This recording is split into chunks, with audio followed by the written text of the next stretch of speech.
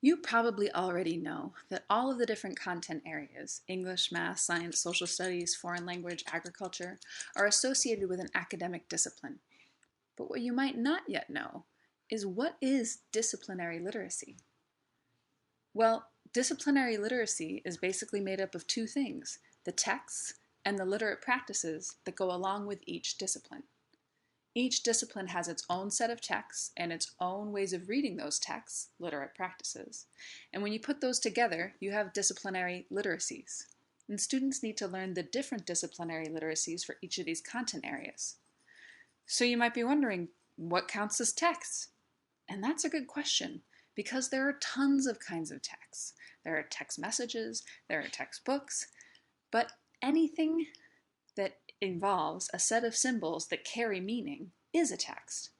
So you might have an agenda or a calendar that has symbols and numbers all over it, and you can make meaning from that.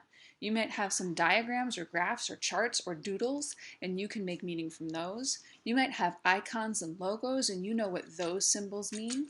You might have a set of notes that are handwritten, or graffiti on a wall that's spray painted on. You might have a textbook, or a smiley face, or really even somebody's facial expression on a real face.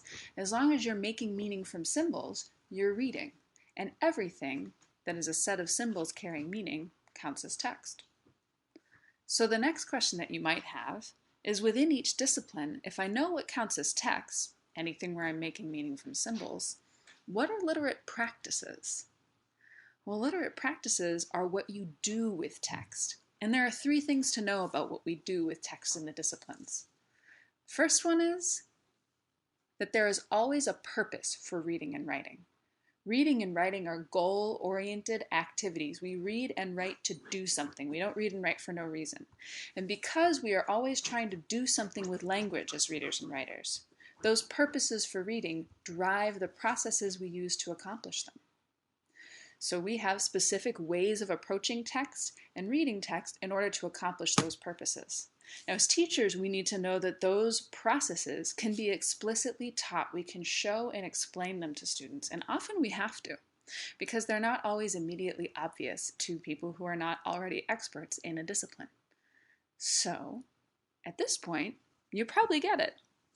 Texts and literate practices are disciplinary literacy. So a teacher's job is to identify and analyze the processes for reading and writing in their particular discipline, so that they can model and then coach their students to engage in those processes. Because only when students are engaging in the literate processes of the discipline are they full participants in that discipline. Got it?